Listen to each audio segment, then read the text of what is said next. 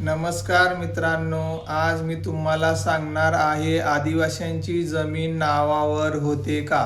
तर आदिवासींची जमीन कलेक्टरची परवानगी असेल तर त्यांची जमीन ही रीतसर नावावर होते, पण त्याच्या भरपूर त्रुटी किंवा अटी आहेत, तरच ती आदिवासी लोकांची जागेचा सातबारा होतो.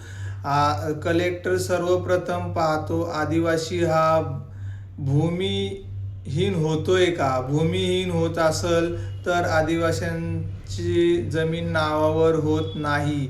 भूमिहीन नसेल तर किंवा दुसरीकडेच त्याची शेती असेल तरी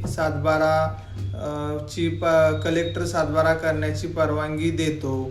किंवा जवळील लोकांना 5 किलोमीटरच्या रेंजमध्ये आदिवासींची जमीन घेणारा कोण आदिवासी इच्छुक आहे का, हे पण कलेक्टर पाहतो.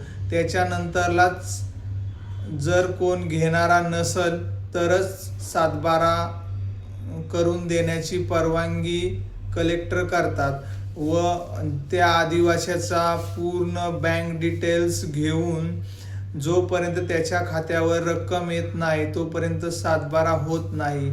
त्याच्यामुळे आदिवासींच्या जमिनी सातबारे नावावर होतात, पण त्याला फार प्रमाणात अडचणी असतात.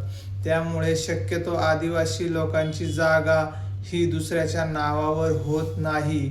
मोठमोठ्या कंपन्या आज आदिवासींच्या जमिनीमुळे पूर्णपणे लॉसमध्ये गेलेल्या आहेत. त्यामुळे आदिवासींच्या जमिनी घेताना पूर्ण विचार करूनच लोकांनी घ्यायला पाहिजे.